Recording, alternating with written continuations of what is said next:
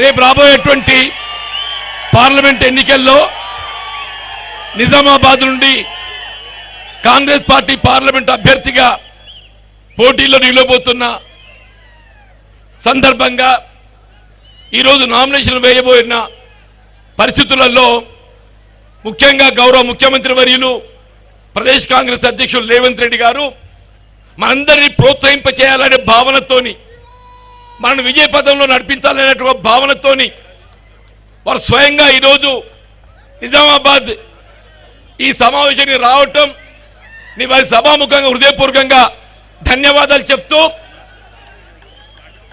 వాస్తవంగా ఉదయం 10 గంటలు వచ్చిందన్న 4 గంటలు ఇంత మండు టెండలో నిజామాబాద్ పార్లమెంటరీ నియోజకవర్గం నలుమూలల నుండి ఏదైతుందో కార్యకర్తలు అభిమానులు మా తల్లులు ఆడబిడ్డలు రైతాంగం దళితులు బలహీన వర్గాలు యువత అందరూ కూడా ఇంత పెద్దగా తరలి వచ్చి ఈ సమావేశాన్ని జయప్రదం చేసినందుకు మీకు అందరికీ హృదయపూర్వకంగా ధన్యవాదాలు చెప్తూ అంటే మీ ఉత్సాహం పట్టుదల చూస్తుంటే రేపు తప్పకుండా కాంగ్రెస్ పార్టీ విజయం సాధిస్తుందనే ఒక విశ్వాసం కలుగుతుందని చెప్పంటున్నాను. అంటే వాస్తవంగా నిజామాబాద్ జిల్లాకు ఒక ప్రత్యేకత ఉంది. యావత్ ఉత్తర తెలంగాణ ప్రాంతానికి సాగునీరు అందింపజేసేది నిజామాబాద్ జిల్లా అని చెప్పంటున్నాను. ఇలా పోచంపాడు ప్రాజెక్ట్ శ్రీరామ్ సాగర్ ప్రాజెక్ట్ ఏదైతుందో యావత్ ఉత్తర తెలంగాణ ప్రాంతానికి సాగునీరు త్రాగునీరు అందింపజేస్తున్నటువంటి యొక్క గడ్డ ఈ నిజామాబాద్ గడ్డ అని చెప్పక తప్పదని చెప్పి అంటున్నాం. మా కరీంనగర్ ఉమ్మడి కరీంనగర్ జిల్లానే అంటే వాస్తవంగా మేము ఇంత అన్నం తింటున్నామని చెప్పంటే పోచంపాడు శ్రీరామ్ సాగర్ ప్రాజెక్ట్ అని చెప్పంటున్నాను.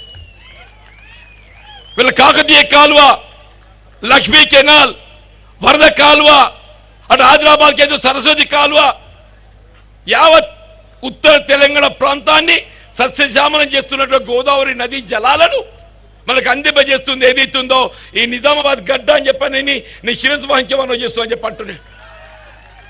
వాస్తవంగా ఈ ప్రాంతం అంతా రైతాంగమే.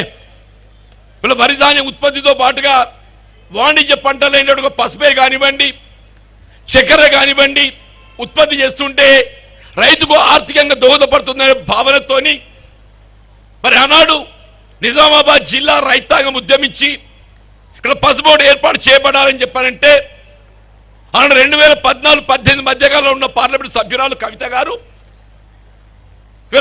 పసుబోర్డు ఏర్పాటు చేయడంలో నిర్లక్ష్యం వహించి ఆనాడు ఏదైతే ఎన్డీఏ ప్రభుత్వంతో కేంద్రంలో ఎన్డీఏ ప్రభుత్వంతో సత్సంబంధాలు కలిగి ఉండి కూడా పసుబోర్డు ఏర్పాటుకి ఏదో నిర్లక్ష్యం చేయడంతో దానికి తోడేదిస్తుందో ప్రైవేట్ రంగంలో నడుస్తున్న చక్కెర కర్మాగారం ప్రభుత్వ పరంగా నిరూపించాలని చెప్పి తలస్తే 2015లో దొరసాని ఉన్న చక్కెర కర్మాగారం మూసేసిందా.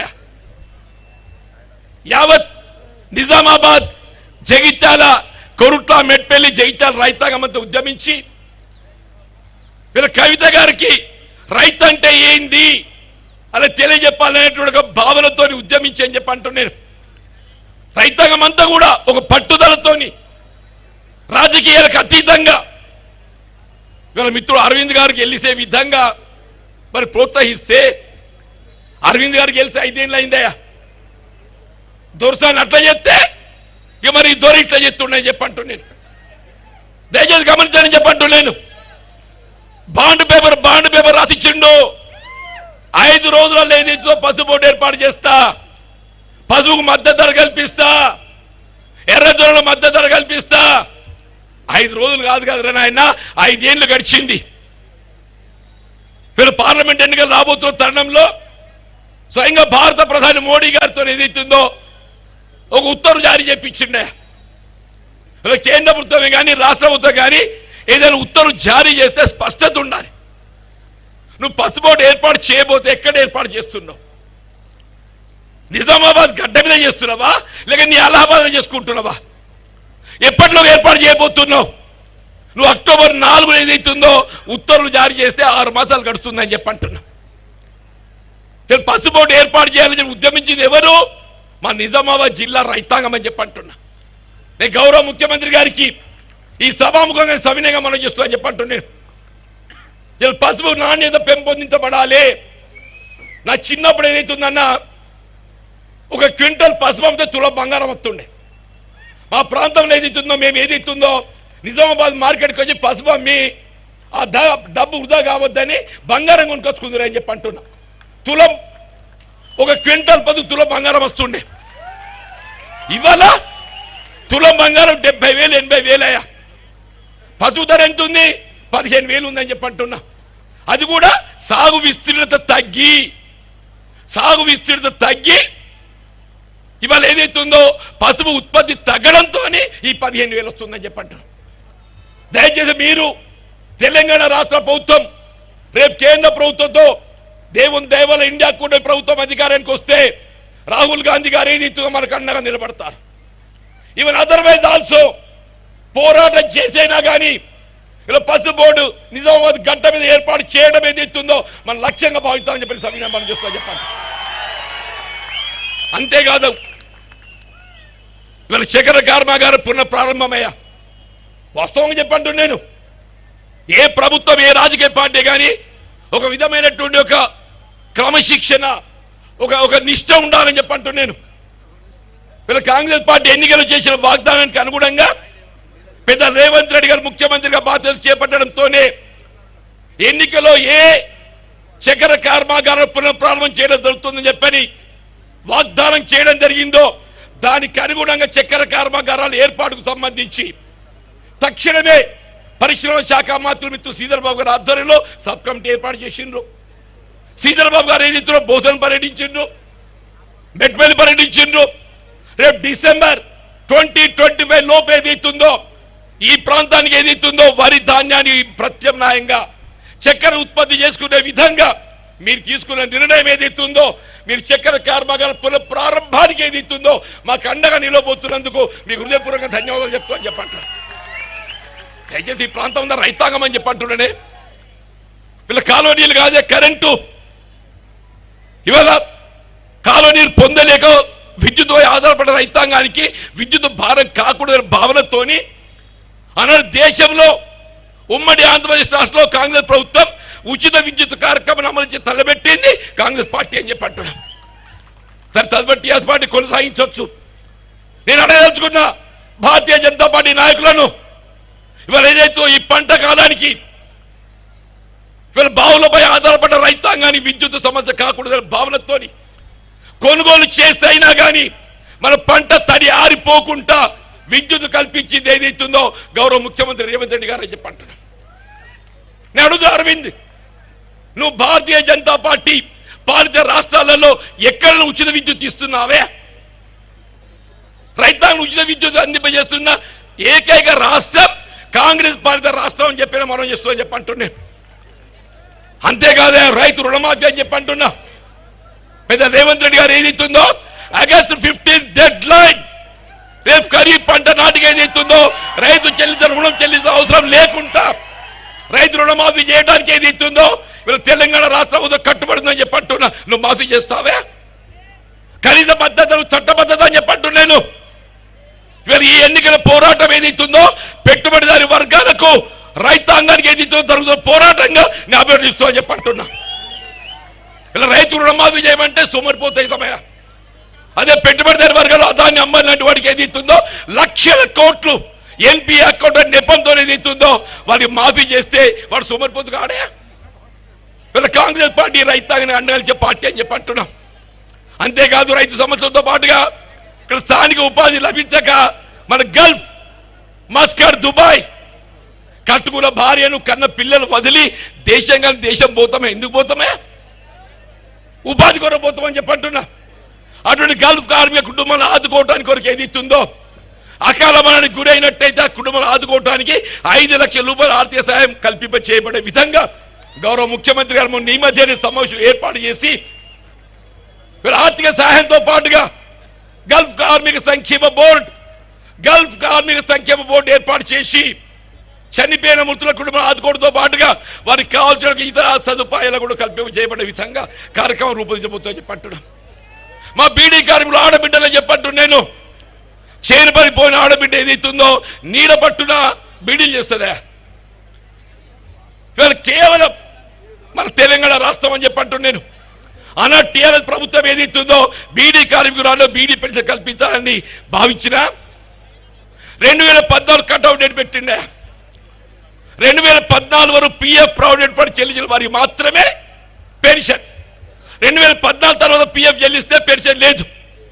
కానీ కాంగ్రెస్ పార్టీ గౌరవ ముఖ్యమంత్రి గారు ఏదైతుందో బీడీ కార్మికులు ఆడబిడ్డలు మీరు ప్రావిడెంట్ ఫండ్ ఎప్పుడు చెల్లించినప్పుడు గుర్తింపు వచ్చినా మనకేదైతే ఇంతవరకు వచ్చే 2000తో పాటు ఇంకా 2000 జత చేసి 4000 పెన్షన్ కల్పించబోయేది కాంగ్రెస్ పార్టీ తిరగకపోతామని చెప్పండి. దయచేసి ఆలోచించండి చెప్పంటున్నా. ఇవాళ నిజామాబాద్ నిజంగా ఇక్కడ ఇన్ని సదుపాయాలు ఉండి వరంగల్ తదుపరి అతిపెద్ద పట్టణం ఏది అంటే నిజామాబాదే. నాకు ఆశ్చర్యం, ఇంతకంటే తక్కువ జనాభా కలిగి ఉన్న కరీంనగర్ స్మార్ట్ సిటీ ఎంపిక అవుతుంది. నిజామాబాద్ వైశాల్యంలో పెద్దది, జనాభా ఎక్కువ, ఆర్థిక వనరులు ఉన్నాయి, స్మార్ట్ సిటీ ఎంపిక కాదు. ఇది ఎవరి చేతిలో ఉన్నది? కేంద్ర పట్టణాభివృద్ధి శాఖ పరిధిలో ఉన్నది. నేను చెప్తున్నా, మీ దయతోని మీ అభిమానంతోని రేపు పార్లమెంట్ సభ్యుడు ఎంపీ కావడంతో ఈ నిజామాబాద్ నగరాన్ని ఏదిస్తుందో స్మార్ట్ సిటీగా ఎంపిక చేయించడం నా బాధ్యత చెప్పి మనం చేస్తామని చెప్పి అంటున్నా.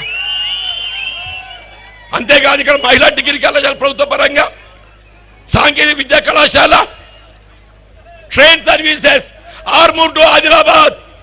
ఒకసారి ఆర్మూర్ టు ఆదిలాబాద్ లైన్ నిర్మాణం చేపట్టబడ్డట్టయితే మన ఢిల్లీ లైన్ ఏర్పడుతుంది. బోధన్ టు బీదర్ అని చెప్పంటున్నా. నేను ఇన్ని సౌకర్యాలు కల్పించేసే అవకాశం ఉండి కూడా కేవలం గతంలో ప్రాతినిధ్యం వహించిన పార్లమెంట్ సభ్యుల నిర్లక్ష్యంతో అంటున్నాను.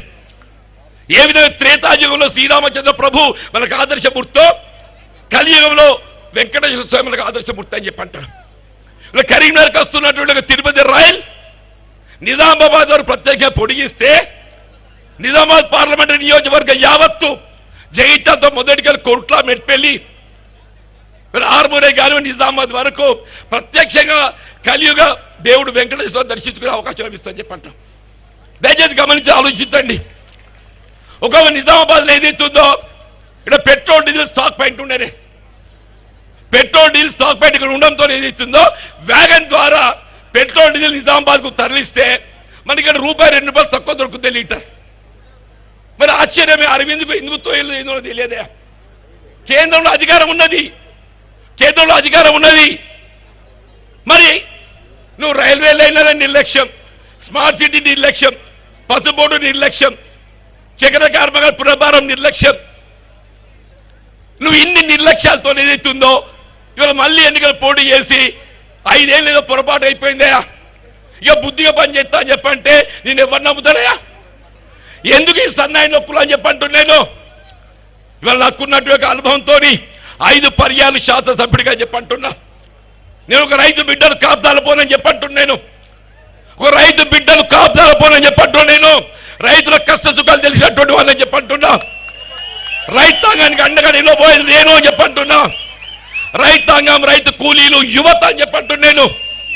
దయచేసి మరి నాకు జీవితంలో ఏదైతుందో మరి కాంగ్రెస్ పార్టీ నాకున్న అనుభవం దృష్ట్యా మొన్నటి శాతం ఎన్నికల్లో ఆశయాలు ఫలితం పొందలేదు. అయినప్పటికీ కూడా నా అనుభవాన్ని ఇటు పార్టీ పరంగా కానీ ప్రజాక్షేత్రం వినియోగించుకోవాలనే ఒక భావనతోని గౌరవ ముఖ్యమంత్రి గారు చొరవ తీసుకొని కాంగ్రెస్ పార్టీ అధిష్టానం సంప్రదింపులు చేసి నాకు ఇలా నిజామాబాద్ పార్లమెంట్ నుండి అభ్యర్థి పోటీ చేసే అవకాశం కల్పించినందుకు నేను హృదయపూర్వక ధన్యవాదాలు చెప్తూ, ముఖ్యంగా మీ అందరు ఉత్సాహం చూస్తుంటే దాదాపు ఒక 20,000 వచ్చి ఉంటారు. 20,000 మనిషికి 50 ఓట్లయితే ఎంతైతే 20,000 50 ఎంతైతే 10 లక్షలు. ఇవాళ ఈ సమావేశానికి వచ్చిన 20,000 మంది కాంగ్రెస్ కార్యకర్తలు, అభిమానులు అందరం కూడా ఒక్కొక్కరు ఒక 50 ఓట్లు వేపిస్తే మన ప్రత్యర్థి పార్టీలు డిపాజిట్ దక్క అని చెప్పంటారు. యావత్ తెలంగాణ రాష్ట్రంలో చెప్పంటూ నేను 17 పార్లమెంట్ స్థానాలలో అత్యధిక మెజార్టీతో కాంగ్రెస్ పార్టీ గెలవబోయే స్థానం నిజామాబాద్ కావాలని చెప్పని ఆకుల దీక్షతోని అందరు కృషి చేయాలని కోరుతూ సెలవు తీసుకుంటున్నా. జై హింద్, జై కాంగ్రెస్.